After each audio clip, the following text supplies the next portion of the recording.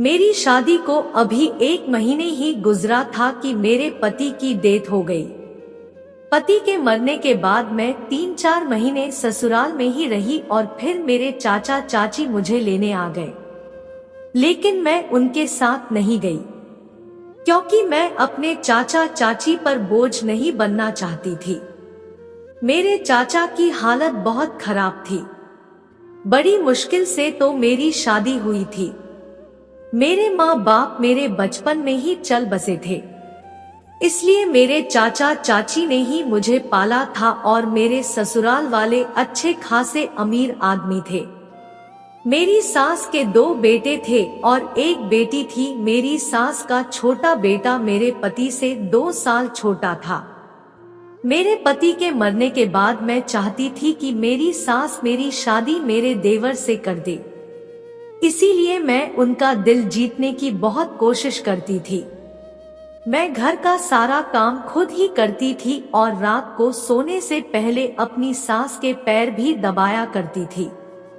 मुझसे जितना बन पड़ता था उतना मैं करती थी। मैं उनकी दिन रात सेवा करती थी और उन्हें शिकायत का मौका नहीं देती थी, क्योंकि मैं चाहती थी वह मुझे एक बार फिर से अपनी बहू बना ले। मेरी ननद की शादी बहुत अमीर घर में हुई थी। कभी कभी वह अपने मायके के घर आया करती थी, लेकिन वह ज्यादातर अपने ससुराल में ही रहना पसंद करती थी। उनके घर में हमारे घर से ज्यादा ऐसो आराम थे। मेरी ननद जब भी घर आती तो मैं उनकी ज्यादा खातिरदारी करती थी। उनके बच्चों का भी बहुत ख्याल रखती थी। इस बात से मेरी सास बहुत खुश होती थी। मेरी सास मुझे शादी के पहले से ही बहुत पसंद करती थी। मैं भी उनके साथ अच्छा व्यवहार करती थी। वह मुझे ढेर सारा आशीर्वाद देती थी और कहती कि मैं हमेशा तुम्हारे साथ हूँ। वह यही कहती कि तुम मेरी बेटी की तरह हो।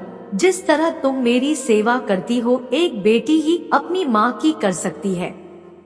मुझे किसी भी तरह उनका दिल जीतना था, क्योंकि मेरे घर में मेरी सास की ही चलती थी।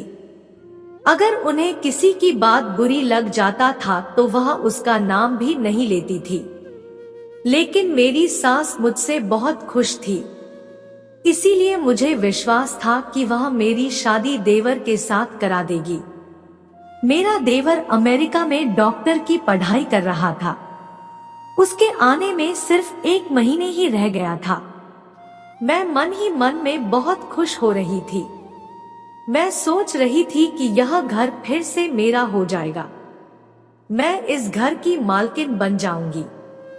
मैं इस घर को गंवाना नहीं चाहती थी, क्योंकि मैंने बहुत गरीबी देखी थी। ससुराल जाकर ही ऐसा आराम देखा था, इसीलिए इस घर को छोड़ना नहीं चाहती थी।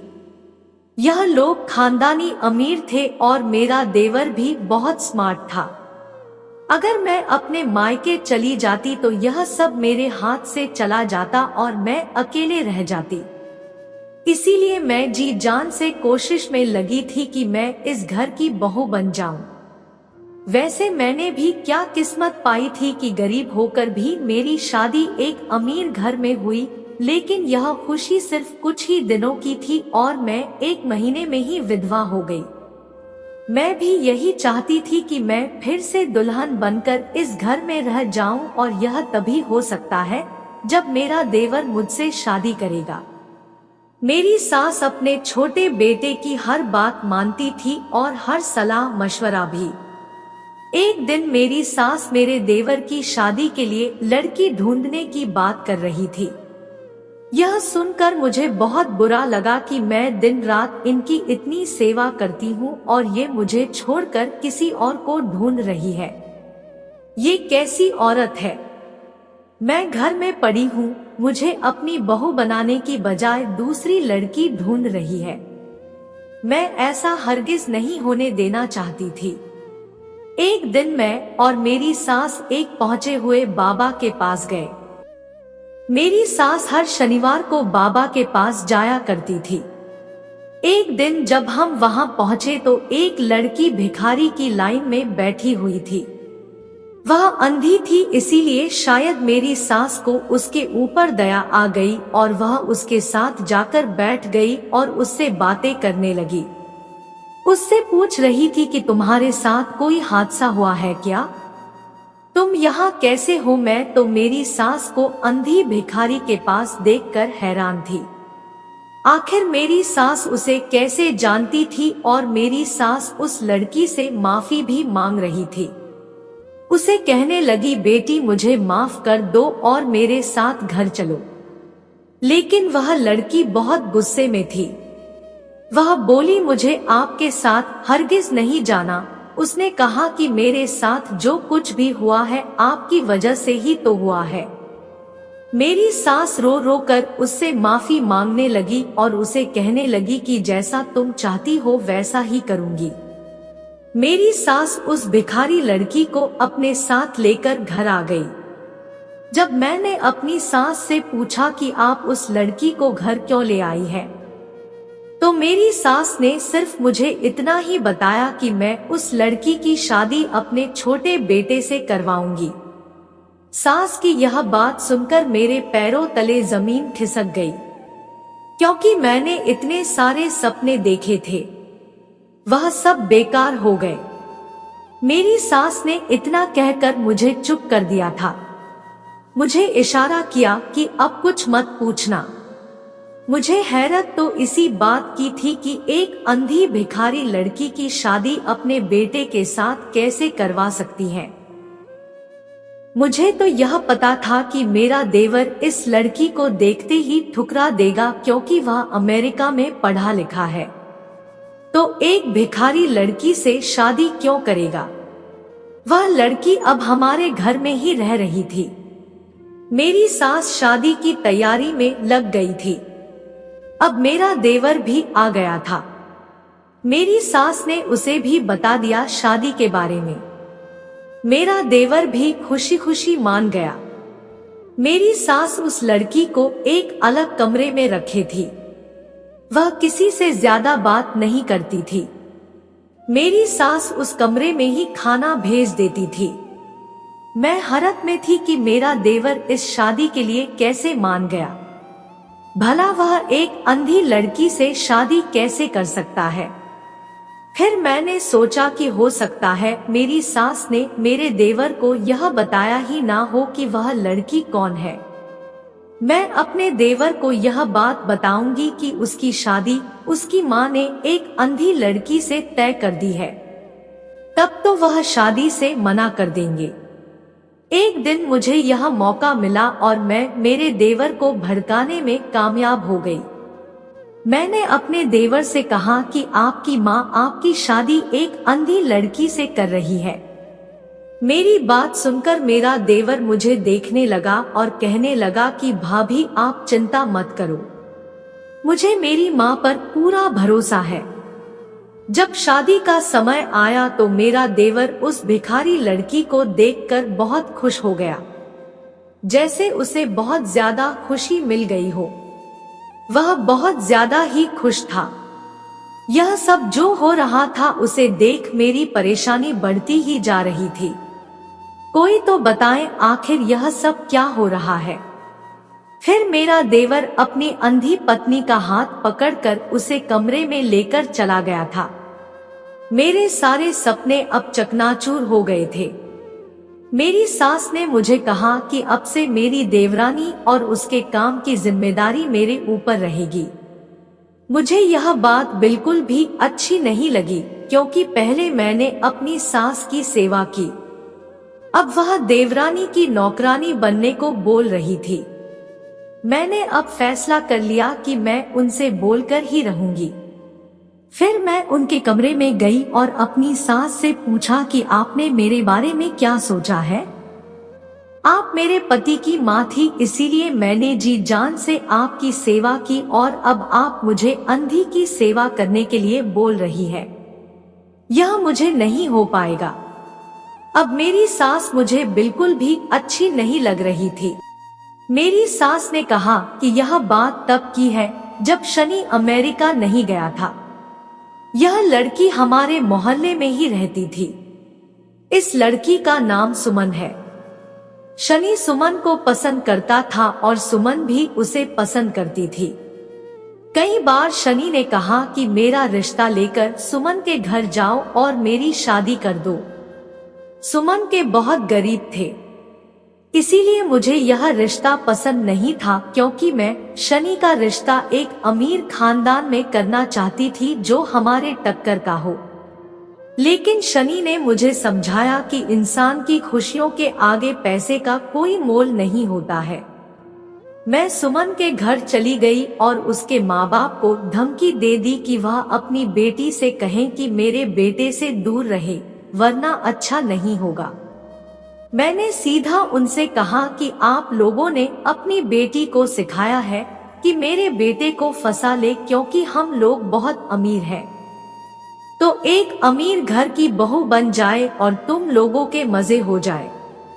लेकिन उसकी माँ रो रो कर कहने लगी कि मैंने कुछ नहीं सिखाया अपनी बेटी को। उसकी माँ कहने लगी कि हम लोग गरीब जरूर हैं, लेकिन इज्जतदार है।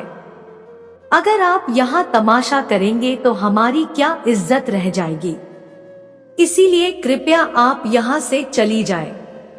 उसकी माँ ने कहा था कि मैं अपनी बेटी को उनके बेटे से नहीं मिलने दूंगी, आप निश्चिंत होकर जाओ। जब मैं घर आई तो शनि मुझसे बिल्कुल भी बात नहीं कर रहा था। मैंने उसे खाना खाने को भी कहा, लेकिन उसने खाने से मना कर दिया। यह बेरुखी मुझे बिल्कुल भी सहन नहीं हो रही थी। यह सब इसी वजह से हो रहा था क्योंकि उस लड़की ने शनि को फोन करके सब बता दिया था। मेरा बेटा आज्ञाकारी बेटा था, लेकिन अब वह मुझसे बात तक नहीं करता था। ऐसा लग रहा था उसे पागलपन का दौरा पड़ जाएगा। उसने अपने आप को कमरे में बंद कर लिया था। मैंने उसे बहुत आवाज लगाई, लेकिन उसने दरवाजा नहीं खोला। वह बीमार सा रहने लगा था। उसकी ऐसी हालत देखी नहीं जा रही थी। मैं कैसे भी करके उस लड़की और उसके परिवार को इस शहर से बाहर निकाल देना चाहती थी, क्योंकि मैं अपने बेटे को खोना नहीं चाहती थी। मेरा बेटा घर से बाहर जाने लगा तो मैंने पूछा कि कहाँ जा रहे हो? तो कहने लगा मैं सुमन से मिलने जा रहा हूँ। मैंने उसे बहुत रोका और कहा कि मैं तुम्हारी शादी उस गरीब लड़की से हरगिज नहीं करूंगी। उस लड़की की नजर सिर्फ तुम्हारी दौलत पर है, जो तुम्हें नजर नहीं आ रही है। मेरी बात सुनकर शनि घर से बाहर चला गया। कुछ देर बाद जब वह वापस आया तो चिल्ला चिल्ला कर रो रहा था और अपने कमरे में चला गया और वहां पर रखी हर चीज को तोड़ने फोड़ने लगा। मुझे ऐसा लगता था कि अगर वह लोग यहाँ से दूर चले जाएंगे तो शनि का संपर्क खत्म हो जाएगा और वह उस लड़की को भूल जाएगा। मैं उस लड़की के घर चली गई और उसके माँ बाप से कहा कि आप लोग यहाँ से चले जाएं, जितना पैसा चाहिए मैं दे दूंगी। तभी कमरे से सुमन बाहर आ गई और कहने लगी, आप बेफिक्र होकर जाइए, मैं आपके बेटे से नहीं मिलूंगी।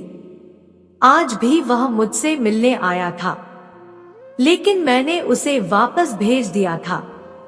हमें आपके पैसे नहीं चाहिए। हम आज रात यह शहर छोड़कर चले जाते हैं। अब आप अपने बेटे को समझाओ कि वह मेरा पीछा ना करे। उसने मुझसे कहा कि मुझे आपके पैसों की कोई जरूरत नहीं है। मैंने उसे अकड़ कर कहा कि मुझे ज्यादा समझाने की जरूरत नहीं है, बस तुम लोग यहाँ से चले जाओ। जब मैं घर आई तो शनि की हालत बिगड़ चुकी थी, क्योंकि उसने खाना पीना सब कुछ छोड़ दिया था। मुझे लगा बस कुछ दिनों की बात है, बाद में सब ठीक हो जाएगा, लेकिन ऐसा नहीं हुआ। शनि अपनी जिद पर अड़ा रहा और बेहोशी की हालत में भी सुमन का नाम ले रहा था। बाद में मुझे पछतावा हुआ कि अगर सुमन की शादी पवन से कर देती तो मेरे बेटे की यह हालत न होती। कुछ ही दिनों में मेरा बेटा अस्पताल में भर्ती हो गया। वह बस एक ही बात करता कि सुमन के बगैर मैं मर जाऊंगा। अपने बेटे की हालत देखते हुए मैंने उससे झूठ कहा कि मैं उसकी शादी सुमन से करवा दूंगी। मेरा बेटा यह बात सुनकर बहुत खुश हो गया और जल्दी जल्दी ठीक होने लगा। उसे क्या पता था कि सुमन और उसके परिवार वालों को इस शहर से ही बाहर निकलवा दिया है। मेरा बेटा ठीक होते ही सुमन से मिलने चला गया, लेकिन फिर मायूस होकर घर वापस आ गया और मुझसे कहने लगा, माँ आप तो शादी के लिए मान गई है, लेकिन अब सुमन और उसका परिवार पता नहीं कहाँ चले गए हैं। मैंने मोहल्ले में भी पूछा लेकिन किसी को कुछ नहीं पता तो मुझे भी नहीं था कि वह लोग किस शहर में गए हैं। मेरा बेटा यह बात समझ गया कि अब सुमन उसे नहीं मिल पाएगी। फिर वह कुछ ही दिनों में विदेश चला गया अपनी पढ़ाई पूरी करने के लिए। इधर मैंने सुमन की तलाश जारी रखी, क्योंकि आज अगर मैंने सुमन को अपनी बहू बनाया होता तो मेरा बेटा मेरे साथ होता, मुझे छोड़कर कहीं नहीं जाता। मैंने सुमन के रिश्तेदारों को भी बोल दिया कि कहीं अगर वह मिल जाए तो मुझे बताएं, लेकिन उन लोगों को कुछ नहीं पता था।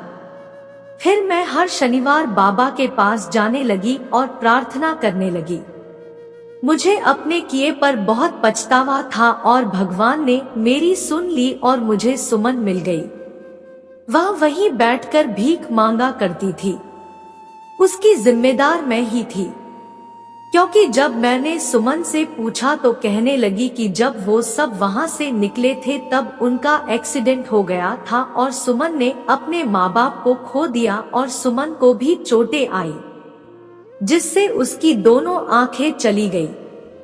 मैंने सोचा कि जिसमें मेरे बेटे की खुशी है अब मैं वही करूंगी। इसीलिए मैं सुमन को अपनी बहू बनने के लिए घर लेकर आई। और हाँ, मुझे पता है तुम्हारे मन में क्या है। जिस तरह से तुमने मेरी सेवा की है, मैंने सोचा था कि मैं तुम्हारी शादी शनि से करवा दूंगी, लेकिन शनि की खुशी सुमन में थी, इसलिए मैं शनि से तुम्हारी शादी नहीं कर सकी। और तुम कहोगी तो मैं तुम्हारा रिश्ता दोबारा करवा दूंगी, वह भी बड़े और अमीर घर में। मैंने तुम्हें अपनी बेटी समझा है, मैं तुम्हें बहुत प्यार करती हूँ। सास की बात सुनकर मुझे सुमन के लिए बहुत दुख हुआ और खुशी इस बात की है कि मेरी सास मुझ जैसी गरीब लड़की के बारे में इतना सोचती है, वरना आज तक मुझे मेरे मायके भेज चुकी होती। मैं खुशी खुशी अपनी सास की सेवा में लग गई और सुमन की देखभाल की जिम्मेदारी भी मैंने अपने सर पर ले ली, क्योंकि अब से मैं उसे अपनी छोटी बहन मान चुकी थी। कहानी पसंद आई हो तो वीडियो को लाइक और शेयर करें। साथ ही चैनल पर नए हैं तो चैनल को सब्सक्राइब जरूर कर ले, ताकि ऐसी ही वीडियोस आपको मिलती रहे।